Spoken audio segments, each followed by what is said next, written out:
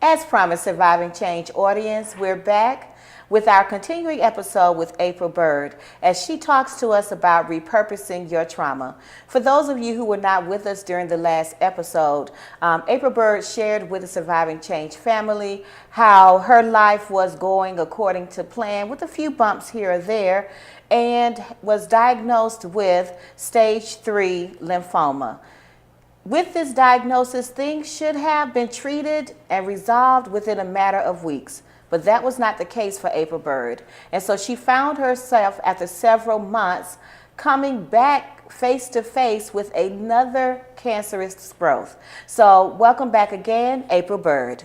Hello. Hi. All right, so if you'll continue your story, once again, you shared how you got the diagnosis, which took some time. Yes. You started the treatment, which should have taken care of everything. Yes. The doctors realized upon the last treatment that the cancer has spread. Yes. That is causing complication with other parts of your body, other areas of your body, other systems. Yes. And so then they treat that, Yes. and we're hoping that we're on our road to recovery, and then we see some evidence, additional evidence of cancer. If you start there, please. Okay. So at this point, I am going through the transplant process where I'm having my stem cells extracted, and on that very day, there was another lymph node that had swollen in the back of my head this time. And I was worried, and my friends were worried, but the doctor that was on the floor at the time wanted to continue with the extraction of the stem cells, and also waiting on the biopsy result from the lymph node. And to no avail, I would come back a week later and my cancer had returned. So I was at a loss at this point because I'm supposed to be getting a transplant in a few days, and now I can't because I have cancer again. So I asked my nurse practitioner at the time, I said, what do we do? You know, what is happening? And she said, we're going to keep you here because we're not going to send you back to where you were with your oncologist. We're just going to give you your new course tour of chemo. So this would have been my third tour of chemo. Wow. And we are now, with the 5 treatments that were encompassed in this tour, we are now at a total of 14 rounds of chemotherapy. And so at this point, I'm now being prepared for what is called an allogeneic transplant. Okay. So the first one was my stem cells. The second one is now a donor. I can't cure myself. Somebody has to help me. Okay. So as I'm going through my chemo treatments and preparing for the allogeneic transplant, in the meantime, my transplant doctor now looks at BeTheMatch.org. I'm sure everybody's heard of Be The Match. And we're looking for an unrelated donor, and we're looking for possible matches that they're comfortable with. There weren't any. Wow. So that my doctor was comfortable with. So everybody's trying to get tested to be my donor. They want, I'll do it. And I'm like, sir, ma'am, there is a process to this. We have to use my siblings first. They tested my brother. He wasn't a match. They tested my sister. She was my half match. So that was who I was going with as my donor at the time. I was getting chemo one day, and my transplant doctor walked in and told me that I had cord blood available to me. Okay. I didn't know anything about umbilical cords, healing people. I didn't know anything about stem cells because that's what they were, from the umbilical cord. And at the time, the Northside Hospital was participating in clinical research. And so I decided to participate in a research study that compared the effectiveness of haplotransplants, which is half blood, which is my sister, and cord blood, which is what I had. That took the pressure off me to choose who I wanted my donor to be. Okay. I let the system randomize me in the computer because I did a clinical trial and it came out cord blood. Okay. So I was like a little happy because my sister didn't have to go through the whole extraction of stem cell process because that would have been grueling for her, even though she was, more than willing to do it. But I went through my chemotherapy, got the chemo down to 99% again. And on February 19th, 2015, a double cord blood stem cell transplant happened for me. Double cord meaning 2 umbilical cords were infused into my body, and I was given a new immune system. The one I had was the immune system I was born with is gone. Wow. And on February 19th, I received a brand new immune system. So I was technically 1 day old. 1 day old. After all of that. And I've been cancer-free ever since. I'm going to take a moment just to kind of breathe that in, because so many of us take life for granted. And I remember when Nancy Reagan was alive and she was pushing for stem cell research and for the government to put more money into stem cell research. And I never understood the importance of that and how it can save lives. But it not only saved your life, it gave you a new life. Because of this double transplant, which I believe you noted that it came from twin boys or different boys? It was 2 male baby boys. And so the doctors were able to use the blood from the umbilical cord that brought them life to give you life. Yes, ma'am. Okay. And so you mentioned earlier about that everyone was telling you, well, try this doctor, try this research system, try this, try that, try that, try this. But ultimately, just you being determined to just stick with who you knew, what you knew, and to hope that that would be the difference, ended up being the difference. And I will say this, I was focused less on the doctors and the treatment. I knew that that's what I needed to heal my body. The entire time during this process, I was focused more on the message. Okay. I was focused more on what was being told to me through my faith, what was being told to me through this journey, and what I needed to repurpose throughout this time. I spent less time being focused on the answers that I wasn't getting, or the fact that I continued to have to be confronted with this disease, and it just would not go away. Okay. It wouldn't go away, and I had to find the reason why it wouldn't. Okay. I wanted to know, why is cancer here? Mm-hmm. And what is it asking of me? What is it requiring me to do? Mm-hmm. So in that moment, I decided to just sit. Okay. I decided to sit with it. I decided to make a YouTube channel about it. Okay.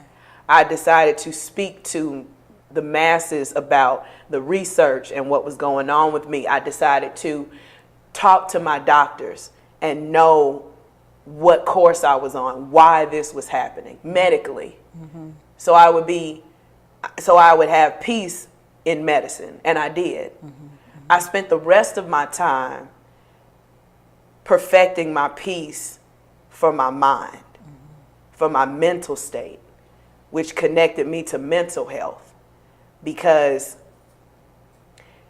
cancer is a mental thing. It's a mental process. It's about how you decide to handle this information. It's about how you decide to repurpose this trauma. Mm-hmm. That's what this is. Cancer is a terminal illness. That's a trauma. That's a big T trauma. Okay, yeah.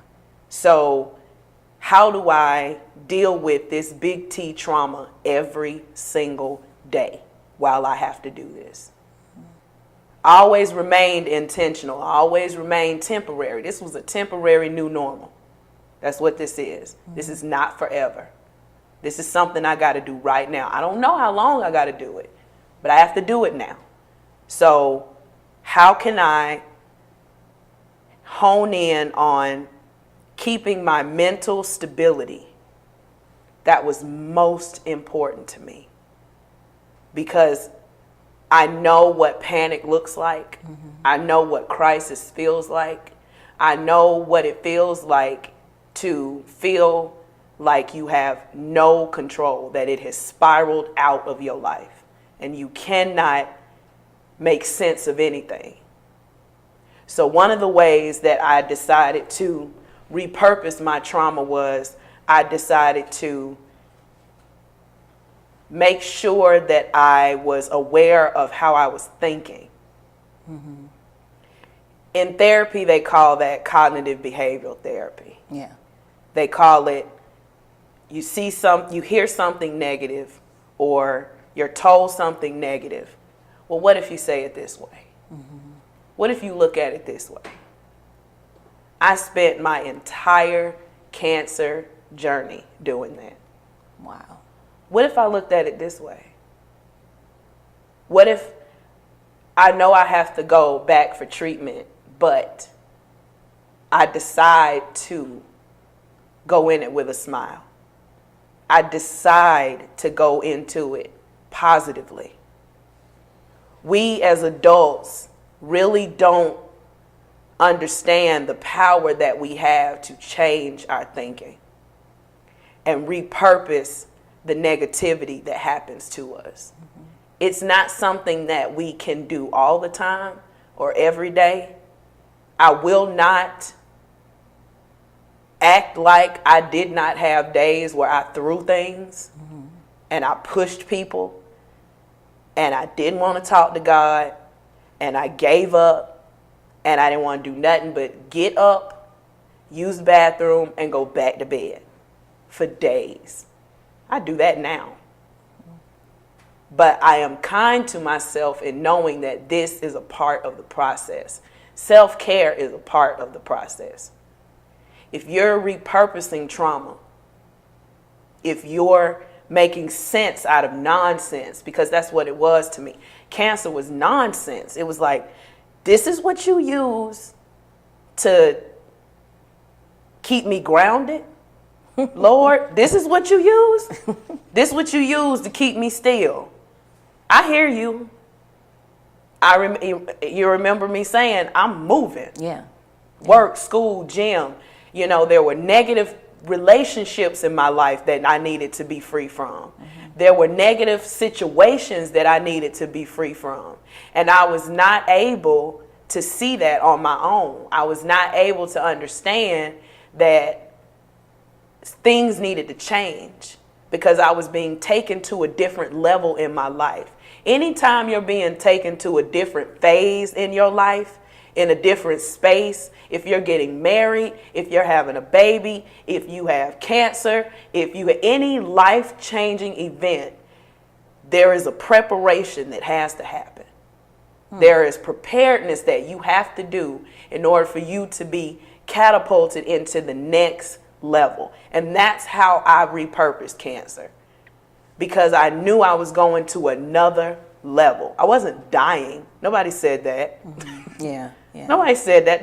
Nobody said that word. Not my doctors. Doctor said we're gonna fight. If we don't do this, we're gonna do this. Mm-hmm. If we don't do this, we're gonna do this. And you wouldn't allow your mind to tell you. You wouldn't tell your mind. You would not even ingest that you were dying. No. And that's and when you, as we get to the part when you talk about this repurposing, even in your career, yes, because you would not allow your mind, you would not ingest that negativity. Yes. Regardless of when you just wanted to go to the restroom and go back to bed, you still had that fight in you. Absolutely. Which, as you say, as adults, we become so conditioned to everything being what it is. Mm-hmm. And some adults, some people, it doesn't take cancer. Absolutely. You know, some people, it doesn't take, a death in the family or anything like that. Some people, it may just take, the loss of a job. Mm-hmm. But I think it's key for you to recognize that you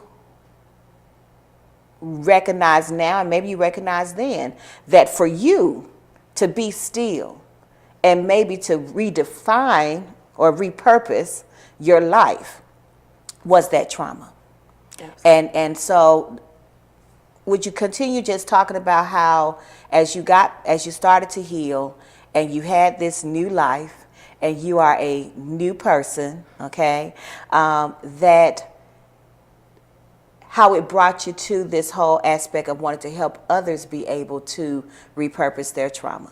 Oh, because I was, and I still am, so excited to pour into others the power that they have within themselves to heal. I am so excited to help other people understand that you have a choice. A lot of times that will alleviate your own anxiety if you realize how much of a choice you do have, even at a job. You know, when I was working in corporate America, I had a presence about myself that was always positive. And I had people ask me how I carried that. And my answer was very simple: because I have a choice. If you don't like your paycheck, why are you here? You can leave. Nobody is keeping. I know you got bills to pay. You do too.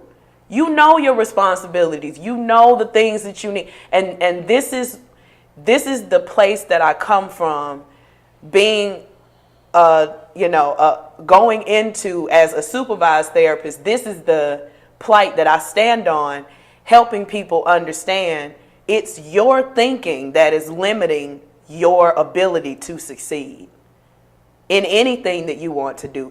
You are your worst enemy. Those are words that people say and don't say them slow enough, because you really are. The only person standing between you and what you want is yourself. Any other barriers that you have in front of you, you can choose to understand and figure out how you're going to knock those down.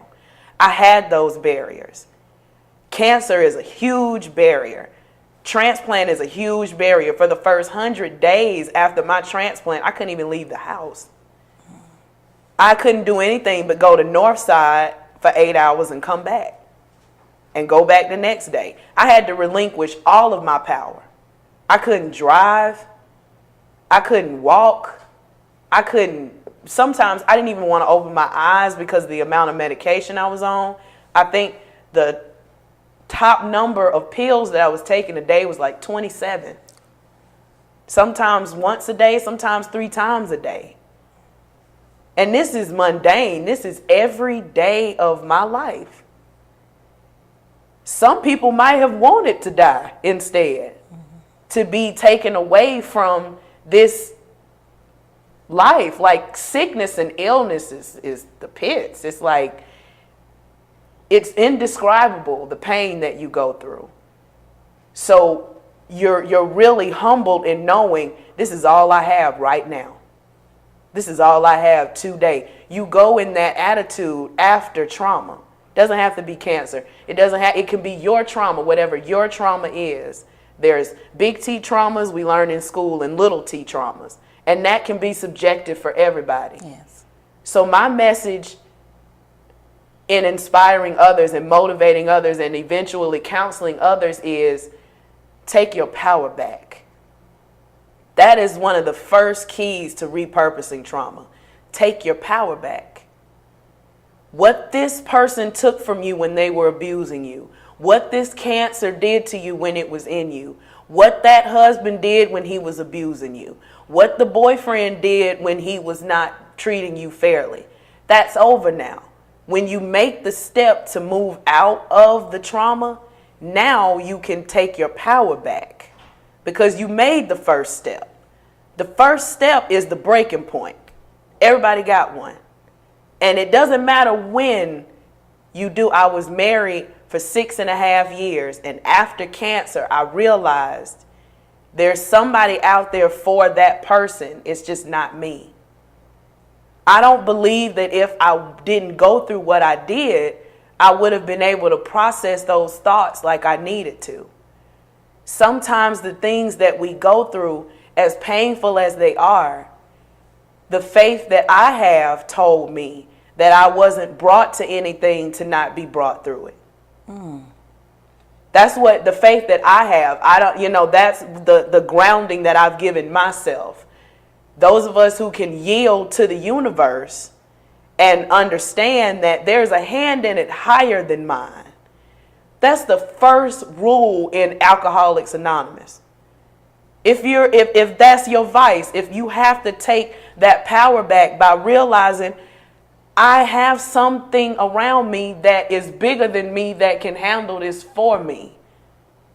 So in the meantime, I'm going to choose to be excited about whatever I'm going into. I'm going to choose to be happy with the ramen noodles I got to eat tonight. Because that's what I have to eat tonight. I'm eating. Ramen noodles are a delicacy. I don't care what nobody say. They 10 cents and I love them. And they definitely were delicacy when I was in college. So, what are you talking about? Yeah, my son eats them like it's, I'm 35. steak and lobster. I ate some yesterday. Go ahead. Well, I won't say that I ate some yesterday, but I ate plenty when I was in college. I don't have to eat anymore for the rest of my life. But going back to just taking hold that there's something greater than you that holds a purpose in your hands. Will you continue with that? Part of being able to repurpose trauma, as I said, in order to take the power back that you lost from what you went through, you have to know that you can, and the way that you can is to realize how you are not by yourself. You're not by yourself, even if it's not your family or your friends. My faith allows me to understand that I am not doing this with just me. I have somebody, some being, some force with me that is carrying me through everything that has happened to me, even in the midst of when I was going through it. I'll share something briefly with you. I was in an excruciating amount of pain one night while I was going through my cancer. This is when I was unable to walk. And I couldn't walk up my stairs, so I had just started living downstairs, and I was living on my couch, and I was sitting on the couch, and I was trying to go to sleep, and I had flipped my feet up. My feet were where my head was supposed to be and vice versa, and I had 80 pillows wrapped around me, and I just could not get comfortable. And I was just hurting so bad. I can still feel how it felt. It was that traumatic.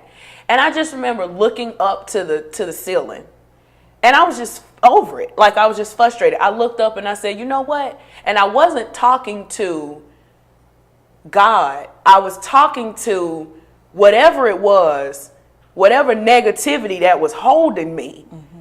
I said, you know what? You just gonna have to take me out. You can kill me if you want to, because I'm not doing it. I'm not stopping. Mm-hmm. I'm just going to sit here with this. And you can sit here with me, whatever you are, because I am not going to stop this. I'm going to wake up in the morning and I'm going to continue to do what I need to do. This pain is temporary. Trauma is temporary. Even when you're going through it, it's temporary. Abuse is temporary.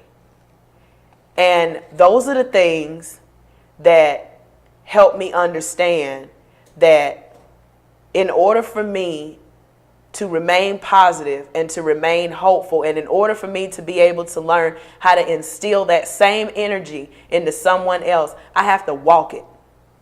I have to walk it, and I have to practice it, and I have to be kind to myself, and I have to encourage others to be kind to themselves, because a perfect person doesn't cry, doesn't smoke, doesn't drink, doesn't laugh, and doesn't exist. They don't. We all have ailments. We all have crosses to bear. And it's not going to be as intense as cancer for everybody.